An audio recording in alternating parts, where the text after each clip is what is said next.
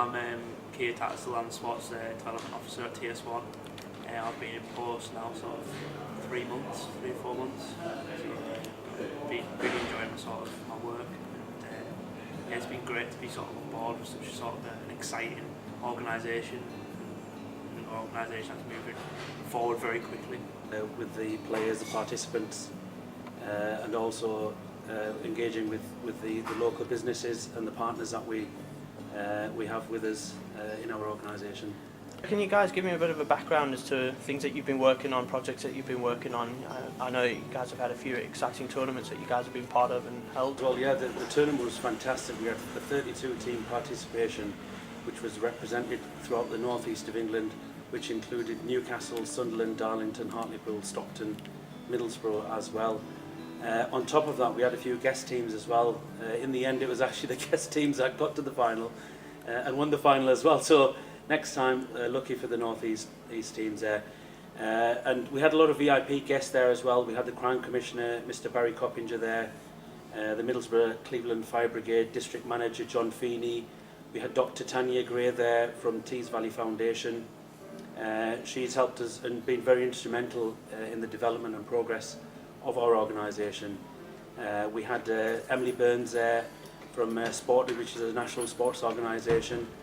We were also supported by Tees Valley Sports, based at Teesside University as well, in terms of setup and infrastructure. North Riding FA, Middlesbrough Football Club Foundation. We also had a local professional boxer as well called Joe Mafosa, who did the presentations with the awards as well, which was a fantastic part of the programme. You know, the youngsters wanting to see professionals, and you know, it gives them something to aspire towards as well. So it was a very successful campaign. It's our second annual event, that one there, the 32 team one, and we're looking to progress that into a bigger event, hopefully this summer with 50 teams, and then next year a 100 teams campaign, which will be the biggest football tournament held in the UK over a one-day event. For you, Keir, I mean, is it brilliant to work with guys like Gohar, and I mean, what kind of experience are you getting, I mean, being new into the company? Yeah, definitely. I mean, I've really enjoyed my first few months of my job, of starting. I mean, it's almost like not really almost like a job, because it's just so the passion and the sort of enthusiasm that all the board members have.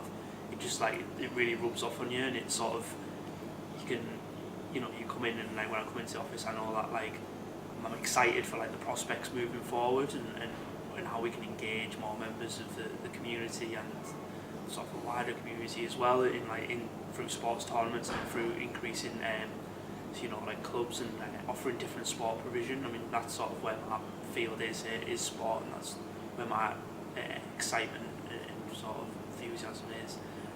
So yeah, I've really enjoyed it. It feels like I've almost been here for a lot longer, but also it's gone really quickly. So it's sort of, yeah. I don't know how much you guys are seeing about, you know, talent moving away from Middlesbrough, and you know, Middlesbrough really trying to keep its talent. I mean, this seems like a company that's growing, and you've got young talent like Keir sat next to you, you know, graduate from Teesside University. How do you think that you can help keep talent in Middlesbrough and maybe improve the company, you know, stop people moving down south? Well, first and foremost, it's identifying youngsters that do have that talent, and that's one of the main reasons that we set this organisation up, to identify the youngsters at an early age. Once we identify them, then we can talk to the parents or the guardians to ensure that they're getting the best level of training and expertise that they need to develop their sort of skill set there. So, and then it's the parents really. I mean, it's difficult to tell somebody, right, you can't leave Teesside, but I mean, that's their prerogative, and if they need to move, they need to move. But ideally, we do mention that to them, that we're proud Northerners. It's a special area that we live in, and we want to keep that talent local. You know, so we're on the map as well, and at the same time, it inspires other youngsters in the area as well, that they can identify with, that, you know, the local talent that's around. Like Joe I mentioned earlier, Joe's a local lad. And the youngsters, when they see him, it's great, it's fantastic. You can see the light, the eyes light up, and it's that inspiration that we want for the youngsters. And if there's no individuals here to be an example for them or a role model for them, then it's difficult for those youngsters to stand up and be counted for.